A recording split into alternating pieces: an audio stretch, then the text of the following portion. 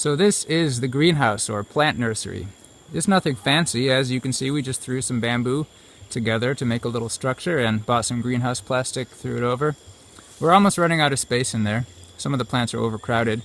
So there's a new bamboo post right here, a new bamboo post right there, a couple holes dug over there. We're actually going to double the size of this greenhouse. We're going to add another 50 square meters so we can grow lots of plants, as we have about 50 hectares of pasture. So yeah, we got to fill it up with thousands of fruit trees, and we also want to reach a level of commercial production so we can sell fruit trees and spread these cool varieties of trees around the area. Big pile of wood chip sawdust right here. This is practically free from the wood shops. Just pay a tiny bit to get it. And we let this decompose so all the acrid oils get out of it, and then we can add it to our potting mix to make it more fluffy. Better for the plants, right? Got a couple papaya trees growing along the road over there. Some baby ones over there. So yeah, we got a whole bunch of seeds over here that Jason brought in. Lucuma, custard apple, a bunch of different types of annonas, white sapote, stuff like that. A couple little baby date palms right here. Seeds from medjool dates. We're going to plant those down in Zapatillo in the desert. Got a little fig tree right here growing from a cutting. A bunch of passion fruit. A lot of different stuff over here too, like peanut butter fruit. Got a type of South American sapote, which is from the coast. I was pretty excited to find another variety of that. This is the only one that grows around here. Another fig tree. This is a dwarf variety of Palma acha, which is an important native tree. Got some the local variety of sapote or South American sapote. These trees are just full. These trays are just full of seedlings that haven't come up yet. This is mamoncilla, which is a fruit from Costa Rica. Matias brought down when he came. Various fruits from Colombia over here.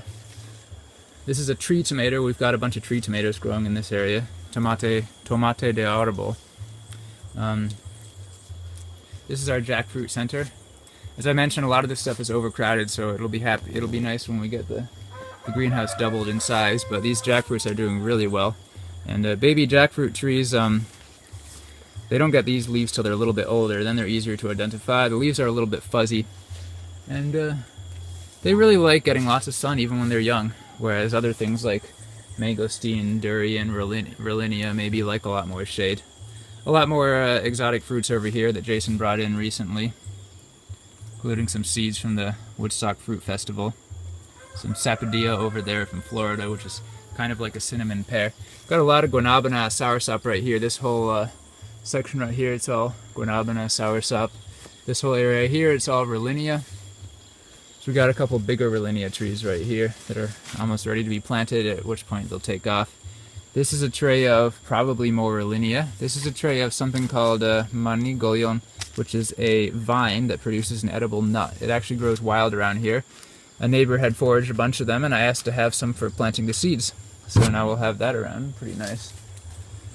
And over there is a bunch of trees that we didn't start from seed. We ordered them from a nursery, mostly durian trees.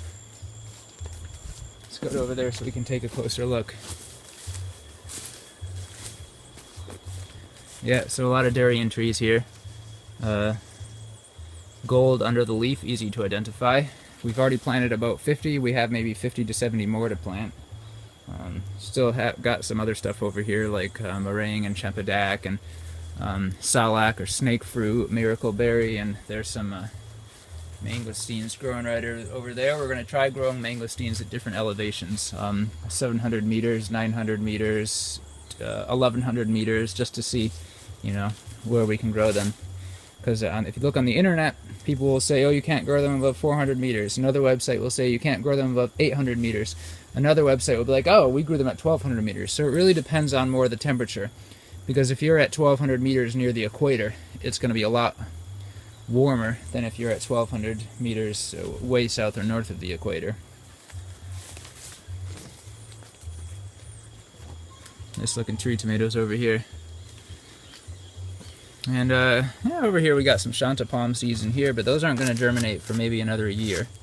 They're very, very slow to germinate. They like getting lots and lots of moisture in the meantime. It's a palm tree that grows around here that produces a potato-like fruit. And the wood is used for a lot of different things, such as making man-killing spears and building houses. Yeah. Zapote, South American Zapote.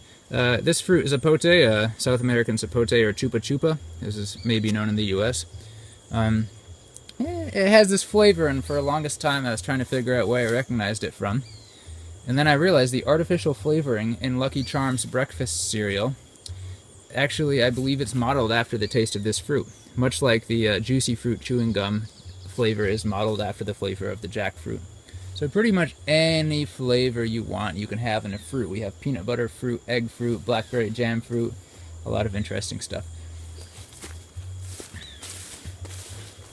Alright, so that's the greenhouse. After we double its size and plant a lot more stuff, we'll take you